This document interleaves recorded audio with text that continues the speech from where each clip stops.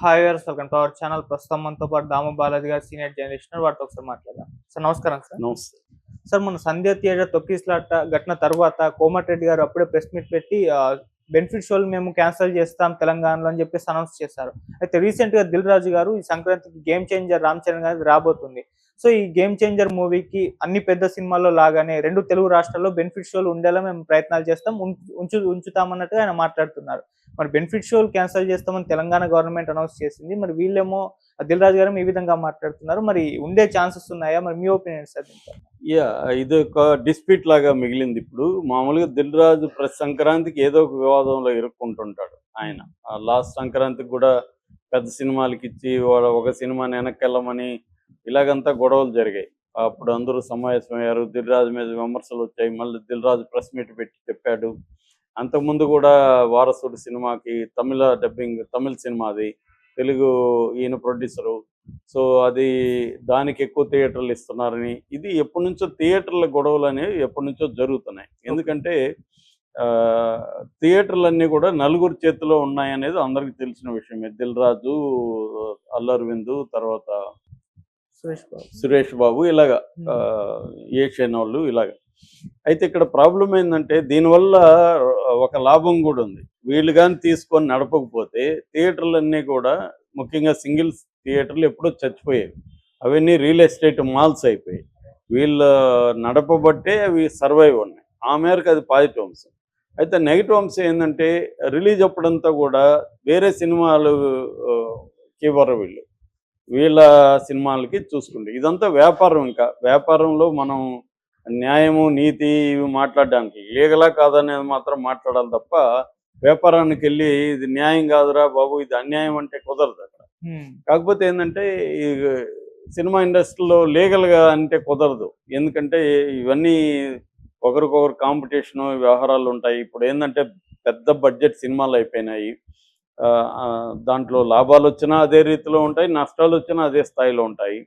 అందువల్ల ప్రతి దాంట్లో దిల్ రాజు ఇది అవుతాడు. అయితే దిల్ రాజు కాంగ్రెస్ గవర్నమెంట్లో దిల్ రాజుకి మంచి ఇది ఇచ్చింది. దిల్ రాజు కూడా బేసిక్గా ఆయన వెంకటరమణారెడ్డి అనుకుంటా ఆయన పేరు.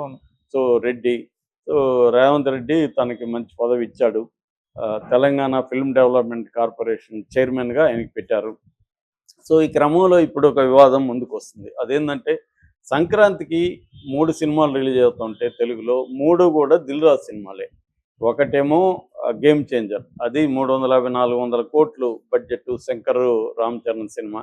రెండేదేమో సంక్రాంతికి వస్తున్నాం, వెంకటేష్ సినిమా.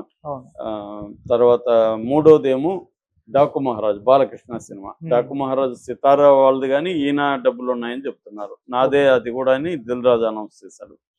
ఇప్పుడు ప్రాబ్లం ఏంటంటే 3 అంటే వాళ్ళ సినిమాలే వాళ్ళ కాంపిటీషన్లకు తీసుకెళ్తున్నట్టు. 10వ తేదీ నుంచి వరుసగా అవి రిలీజ్ అవుతాయి. సో అందుకని థియేటర్లు ఒకటి, వేరే సినిమాలు రిలీజ్ కావడానికి ఇబ్బంది అవుతుంది. మూడింటికి దిల్ రాజే కాబట్టి దిల్ రాజు అడ్జస్ట్ చేయాలి థియేటర్. ఇప్పుడు ప్రాబ్లం ఏంటంటే పెద్ద సినిమాల బిజినెస్ మోడల్ ఎలా ఉంటుందంటే వాళ్ళు ఎక్కువ డబ్బులు పెట్టేస్తారు కాబట్టి ఒకవేళ ఫ్లాప్ అయినా హిట్ అయినా డబ్బులు వెనక్కి రావాలి. ఫ్లాప్ అయినా ఆ టాక్ స్ప్రెడ్ అయ్యి కలెక్షన్ డౌన్ అయ్యే లోపల వీళ్ళ పెట్టుబడి అయినా వీళ్ళ దగ్గరికి వచ్చేయాలి. దానికి ఏం చేస్తున్నారు ప్రతి ఒక్కరు ఇవాళ పెద్ద సినిమా వాళ్ళు, నెంబర్ ఆఫ్ థియేటర్స్లో రిలీజ్ చేయడం, ఫస్ట్ 1 వీక్ కలెక్షన్లో పెంచుకోవడం, ఫస్ట్ 1-2 డేస్ బెనిఫిట్ షో అని, స్పెషల్ అడిషనల్ షోస్ అని పెంచుకోవడం. ఇది సీఎంల స్థాయిలో పోయి మాట్లాడి పైరవేలు చేసి చేసుకోవడం అనేది జరుగుతుంది.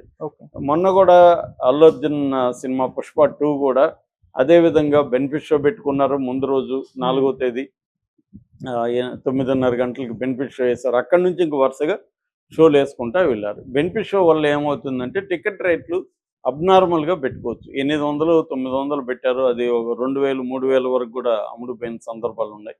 అందువల్ల ఒక్క బెనిఫిట్ షోలోనే పుష్ప 2కి 10 కోట్లు వచ్చేసాయి. అంటే ఒక్క షోకి 10 కోట్లు వచ్చేసాయి. సో అలాగా వాళ్ళ డబ్బులు మ్యాక్సిమం ఎలా లాగాలి, ఎంత క్విక్గా లాగాలి, ఈ 2 కండిషన్లు అనేవి వెరీ ఇంపార్టెంట్. అందుకని వీళ్ళు రకరకాల పద్ధతులు, త్వరగా డబ్బులు లాగాలి, మ్యాక్సిమం ఎక్కువ డబ్బులు లాగేసేయాలి. ఈ ఫస్ట్ 2-3 డేస్లోనే డబ్బులు 3 రోజుల్లో మ్యాక్సిమం రాగాలి. అందుకని మనం పుష్ప 2 చూస్తే ఫస్ట్ రోజు కలెక్షన్ ఎంత, దానికి 294 కోట్లు. It's a record. ఎందుకంటే అది దాదాపు 12,000 థియేటర్లు, 80 దేశాలు ఈ స్కేల్లో రిలీజ్ అయింది. బెనిఫిట్ షోలు, తర్వాత అడిషనల్ షోలు, టికెట్ రేట్లు పెరగడము, ఇవన్నీ దానికి కలెక్షన్లు వచ్చాయి. అంటే విపరీతంగా హైప్ క్రియేట్ చేయడం, థియేటర్లు విపరీతంగా నెంబర్ ఆఫ్ థియేటర్స్ పెంచేయడం, నెంబర్ ఆఫ్ కంట్రీస్ పెంచేయడం, బెనిఫిట్ షోలు వేసుకోవడం, అడిషనల్ స్క్రీన్లు వేసుకోవడం, అడిషనల్ షోలు వేసుకోవడం, తర్వాత రేట్లు పెంచుకోవడం. ఇది ఇప్పుడున్న రెవెన్యూ మోడల్ జరుగుతున్నది పెద్ద హీరోల సినిమాలు. వాళ్ళని మనం ఏం అనడానికి లేదు, ఎందుకంటే వాళ్ళు అంతంత డబ్బులు పెట్టి ప్రేక్షకులకి ఒక గొప్ప ఎక్స్పీరియన్స్ థియేటర్లో ఇవ్వడానికి వాళ్ళు ట్రై చేస్తున్నప్పుడు దాన్ని మళ్ళీ వెనక్కి తీసుకోవాలి కదా. ప్రొడ్యూసరు సర్వైవ్ అవుతాయి కదా నెక్స్ట్ సినిమా తీయడానికి. సో ఈ మొత్తంలో ఏంటంటే హీరోలే బాగుపడుతున్నారు. హీరోలు మళ్ళీ వాళ్ళని అడిగితే మేము 3 ఏళ్ళు దీని మీద పెట్టి 300 కోట్లు తీసుకుంటే తప్పేందని అల్లు అర్జున్ అడుగుతాడు. ఎందుకంటే 3 ఏళ్ళు దాని మీద పెట్టాడు కదా. 3 సంవత్సరానికి 100 కోట్లే కదా అతనికి వచ్చింది.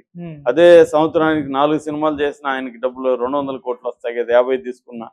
కాబట్టి ఆయన నా టైము నా ఇది పెట్టాను కాబట్టి నేను 300 కోట్లు తీసుకుంటే తప్పేంటని అతనికి ఉంటుంది. ఎవరి లాజిక్లు ఎవరి పాయింట్ ఆఫ్ వ్యూ నుంచి మనం ఆలోచిస్తే వాళ్ళ పాయింట్ ఆఫ్ వ్యూ నుంచి వాళ్ళ లాజిక్లు కరెక్టే కావచ్చు.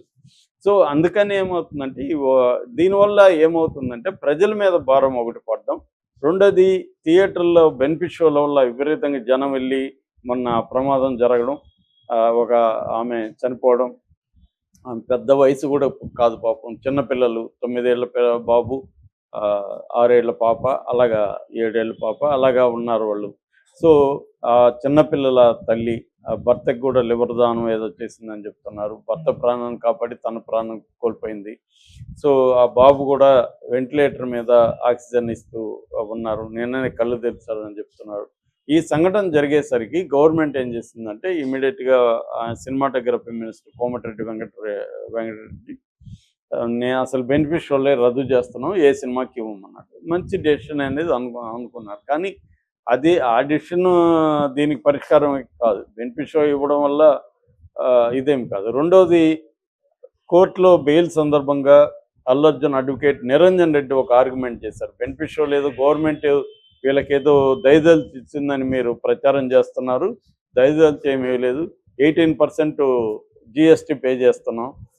వీళ్ళకి 10 కోట్లు రెవెన్యూ వచ్చిందని బయట ప్రచారం చేస్తుంటే 10 రాలేదు, 7 వచ్చింది, 3 కోట్లు గవర్నమెంట్కి పోయింది. సో గవర్నమెంట్ ఏమి ఊరికే ఇవ్వట్లేదు, గవర్నమెంట్కి ట్యాక్స్ కడుతున్నారు కదా, కాబట్టి గవర్నమెంట్కి డబ్బులు వస్తున్నాయి, అందుకనే ఇస్తున్నారు. సో ఇది చర్చ. బేసిక్గా బెనిఫిట్ షోలు ఈ యాంగిల్లో రద్దు చేయడం అనేది ఉపయోగం లేని అంశము. ఒక సినిమాకి ఇచ్చినప్పుడు ఇంకొక సినిమాకి ఎందుకు రిజెక్ట్ చేస్తారు? సో ఇప్పుడు ఏమో జరుగుతుంది, ఒక పక్క కోమటిరెడ్డి వెంకటరెడ్డి ఏమో అనౌన్స్ చేసేసాడు నేను ఇవ్వనని, దిల్ రాజు ఏమో బెనిఫిట్ షోలు ఉంటాయి అని చెప్తున్నాడు.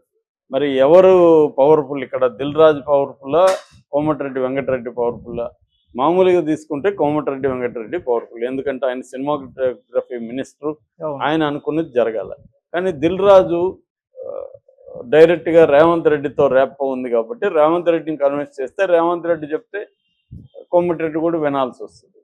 కోమటిరెడ్డికి ఏమి దీంట్లో పెద్ద ఇగో ప్రాబ్లం లేదు, ఆయనకు పోయేదేం లేదు. బెనిఫిట్ ఏదో ఆ సందర్భంగా అనౌన్స్ చేశాడు. మళ్ళీ ఈసారి గట్టి చర్యలు తీసుకుంటాము, హీరోలు వెళ్ళకూడదు బెనిఫిట్ షోలకి, ఇవన్నీ చెప్పి మళ్ళీ వదిలేయచ్చు. లేకపోతే అంత ధైర్యంగా చెప్పడు కదా దిల్ రాజు, ఎందుకంటే 3 సినిమాలు ఉన్నాయి. 3 సినిమాలు ఆయనకి ఒక షోకి పుష్పలాగా వస్తే 30 కోట్లు వచ్చినట్టు, కనీసం 20 కోట్లు వస్తాయి 3 సినిమాలకి ఆయన ఒక షోకి. దాని ఎందుకు దిల్ రాజు ఉంటాడు? ఎందుకంటే ఆయన కూడా బిగ్ బడ్జెట్ కదా 3 కూడా, అంటే అంత పెద్ద బడ్జెట్ కాకపోయినా మంచి బడ్జెట్ సినిమాలే కాబట్టి డబ్బులు వెనక్కి రావాలి కదా దిల్ రాజుకి. కాబట్టి ఇక్కడ ఏంటంటే ఎవరి ఇది వాళ్ళది, ఎవరి లెక్కలు వాళ్ళవి, ప్రేక్షకులు నిర్ణయించుకుంటారు మనం బెనిఫిట్ షోకి వెళ్ళాలా లేదా వీళ్ళ ప్రాబ్లం. వీళ్ళేమి బలవంతంగా వెళ్ళి వ్యాన్లలో కిడ్నాపులు చేసి చూపించట్లేదు కదా. కాబట్టి ఇక్కడ ఏంటంటే వ్యాపారం, ఇది సినిమా కూడా వ్యాపారం. ఆ వ్యాపారంలో మిగతా వ్యాపారాలకు ఎలాగా ల్యాండ్ ఇచ్చి ఇన్ఫ్రాస్ట్రక్చర్ క్రియేట్ చేసి కన్సెషన్లు ఇచ్చి ఇవన్నీ పిలుస్తున్నారు కదా, వెళ్ళి వేరే దేశాలకు వెళ్ళి కూడా వ్యాపారాలు పెట్టండి. సినిమా కూడా వ్యాపారం, సినిమా వల్ల ట్యాక్స్ వస్తుంది, సో సినిమా వల్ల ఉద్యోగాలు వస్తాయి, చాలా మందికి ఎంప్లాయ్మెంట్ దొరుకుతుంది. సో అందువల్ల ఆ, సినిమాకి కూడా ఇవన్నీ ప్రొవైడ్ చేస్తారు. దిల్ రాజు ఇప్పుడు పవర్ఫుల్ కాబట్టి దిల్ రాజు 3 సినిమాల్ని ఆయన బెనిఫిట్ షో లేకుండా రిలీజ్ చేస్తే ఆయన కనీసం ఫస్ట్ డే 20 కోట్ల నష్టం. థియేటర్లు వీళ్ళకు కూడా నష్టం వస్తుంది వాళ్ళకి కూడా. అందుకని దిల్ రాజు నాకు తెలిసి కోమటిరెడ్డి వెంకటరెడ్డిని కన్విన్స్ చేసి ఆల్రెడీ ఉంటారు. లేకపోతే అంత ఓపెన్గా ఆయన ఎట్లా అనౌన్స్ చేస్తాడు? ఆయన అనౌన్స్ చేసినప్పుడు దిల్ రాజు చెప్పింది కుదరదని ఈయనేమన్నా చెప్పాడా? సైలెంట్గా ఉన్నాడుగా కోమటిరెడ్డి వెంకటరెడ్డి. సో నాకు తెలిసి దిల్ రాజు ఖచ్చితంగా వదలడు. చిరంజీవి కూడా అవసరమైతే రంగంలో దిగుతాడు, కొడుకు సినిమా కాబట్టి. సో రేవంత్ రెడ్డితో మాట్లాడతారు. రేవంత్ రెడ్డి వీళ్ళకి కూడా పోయేదేం లేదు, జిఎస్టీ వస్తుంది వాళ్ళకి. కాకపోతే ఏంటంటే రక్షణకు సంబంధించి, సెక్యూరిటీకి సంబంధించిన జాగ్రత్తలు తీసుకోవడానికి ట్రై చేస్తారు. ఎందుకంటే ఇది ఏమీ ఎవరి ఇయర్ జరగలేదు కదా, 20 ఏళ్లలో ఇప్పుడు జరిగింది అది. కాబట్టి ప్రతిసారి జరుగుతుందని ఏమీ లేదు. దిల్ రాజు కాన్ఫిడెంట్గా ఉన్నాడంటే ఖచ్చితంగా ఆయన ముందే గవర్నమెంట్తో మాట్లాడుకొని ఉంటాడు. ఇప్పుడు ఆంధ్రాలో ఇచ్చినప్పుడు ఇక్కడే ఇవ్వడానికి వీళ్ళకేముంటది? ఆంధ్రాలో మొన్న ఇచ్చారు, ఇప్పుడు కూడా ఇస్తారు.